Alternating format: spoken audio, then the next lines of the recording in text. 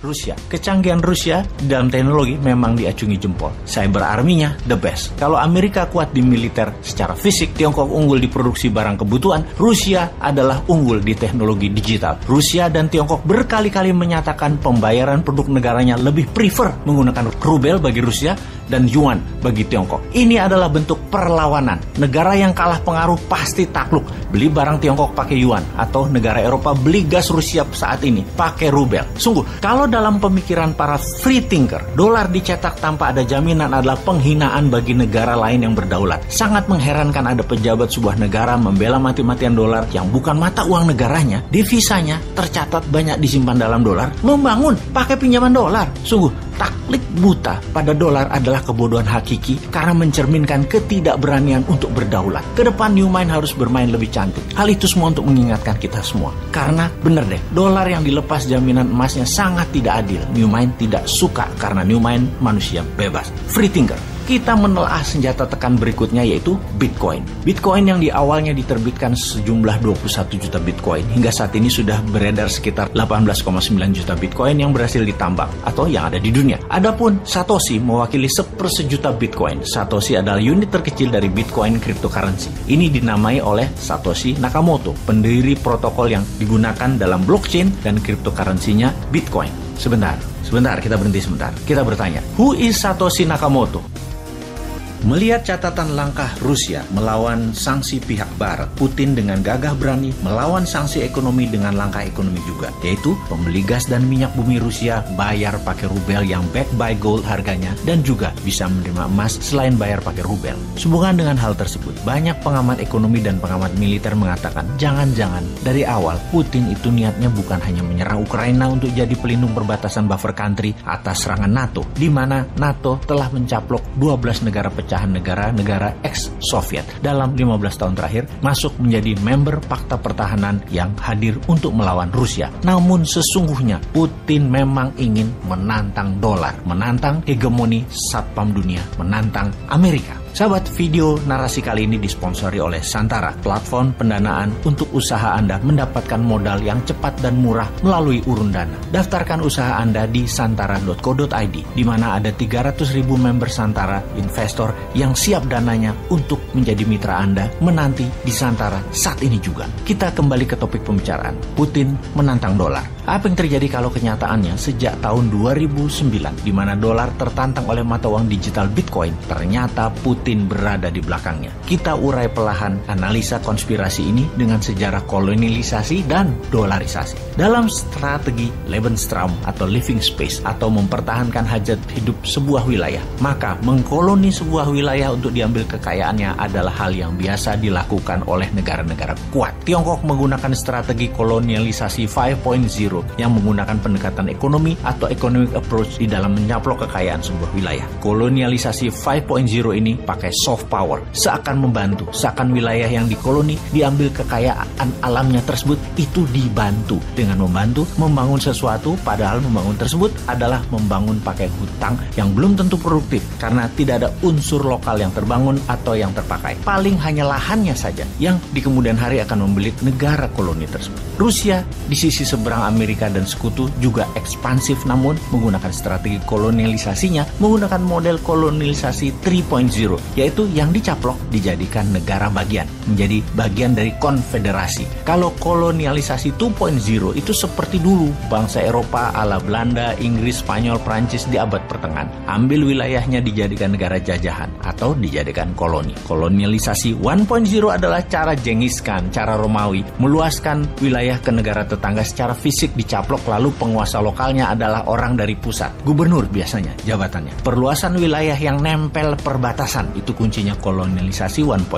Sementara kalau 3.0, wilayah tersebut bebas bernegaranya, hanya tidak boleh melakukan dua hal, masalah moneter keuangan dan masalah militer. Uang moneter itu sentral, militer juga sentral. Kalau polisi lokal, pajak itu lokal. Kolonialisasi 2.0 wilayahnya jauh, yang diambil hanya kekayaan alamnya sampai miskin negara koloninya terus ditinggal. Kita kembali ke Putin menantang dolar. Terbukti sejak 10 tahun terakhir, cyber army Rusia menyerang Amerika satu hari hari bisa lebih dari 10.000 serangan. Salah satu serangan yang berhasil adalah email Hillary dibocorkan ke publik pas minggu tenang dalam Pilpres yang membuat Hillary kemarin kalah.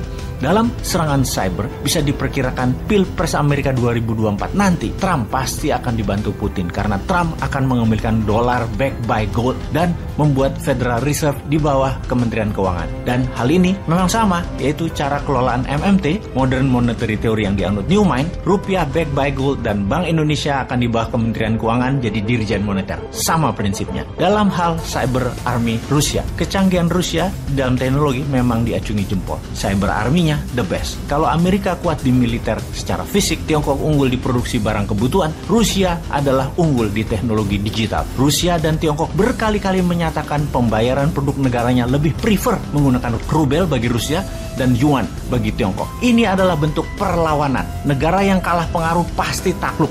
Beli barang Tiongkok pakai yuan, atau negara Eropa beli gas Rusia saat ini pakai rubel. Sungguh, kalau dalam pemikiran para free thinker, dolar dicetak tanpa ada jaminan adalah penghinaan bagi negara lain yang berdaulat. Sangat mengherankan ada pejabat sebuah negara membela mati-matian dolar yang bukan mata uang negaranya, devisanya tercatat banyak disimpan dalam dolar, membangun pakai pinjaman dolar. Sungguh, taklik buta pada dolar adalah kebodohan hakiki karena mencerminkan ketidakberanian untuk berdaulat. Kedepan Newman harus bermain lebih cantik. Hal itu semua untuk mengingatkan kita semua. Karena bener deh, dolar yang dilepas jaminan emasnya sangat tidak adil. Newman tidak suka karena Newman manusia bebas. Free thinker. Kita menelaah senjata tekan berikutnya yaitu Bitcoin. Bitcoin yang di awalnya diterbitkan sejumlah 21 juta Bitcoin. Hingga saat ini sudah beredar sekitar 18,9 juta Bitcoin yang berhasil ditambang atau yang ada di dunia. Adapun Satoshi mewakili 1/1 juta Bitcoin. Satoshi adalah unit terkecil dari Bitcoin cryptocurrency. Ini dinamai oleh Satoshi Nakamoto, pendiri protokol yang digunakan dalam blockchain dan cryptocurrency-nya Bitcoin. Sebentar, kita berhenti sebentar. Kita bertanya, who is Satoshi Nakamoto? Jawabannya, ternyata tidak ada manusia realnya. Ini ciptaan rekaan semata di mana untuk menjaga kerahasiaan dan jumlah Bitcoin yang beredar selalu tetap. Maka kunci mother chain, blockchain-nya BTC atau Bitcoin dibuang, hilang.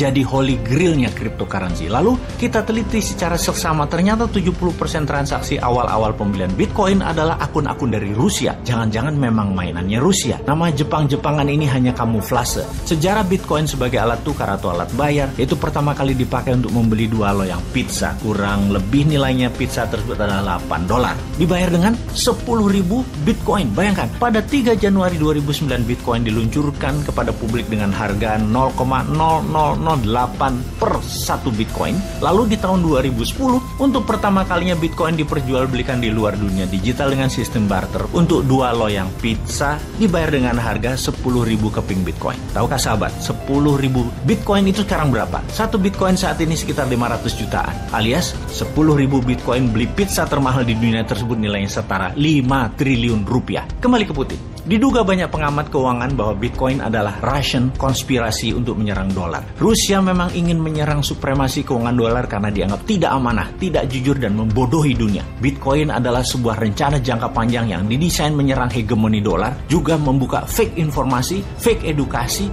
akan dolar dalam sistem ekonomi yang digiring oleh Barat. Itulah cita-cita Putin yang menginginkan kehancuran ekonomi Barat di masa dia masih dalam tampuk jabatannya. Strategi Putin saat ini adalah menggunakan rubel backed by gold, juga membayar dengan emas terhadap minyak bumi dan gas Rusia, kemudian mempromosikan Bitcoin sebagai alat bayar digital di dunia komersial di luar Rusia tentunya. Kemarin baru saja diumumkan, Gucci, sebuah brand fashion kenamaan, menyatakan bahwa mulai bulan depan akan menerima cryptocurrency sebagai alat pembayaran. Ini adalah salah satu hasil pertemuan terakhir Putin dengan pemimpin Prancis Emmanuel Macron yang mengkode untuk Prancis memainkan cryptocurrency, di mana kemudian Gucci merespon dan sebentar lagi Balenciaga, Bottega Veneta, Alexander McQueen dan Yves Saint Laurent akan menerima kripto sebagai alat bayar. Sementara itu di Indonesia, walau belum sebagai alat tukar, rasanya sebentar lagi sih, transaksi kripto di Bursa Indonesia dalam 2 tahun ini meningkat tajam. Bahkan dalam catatan keuangan dari Bapepti, per hari transaksi di bursa kripto di Indonesia nilainya per hari 2,8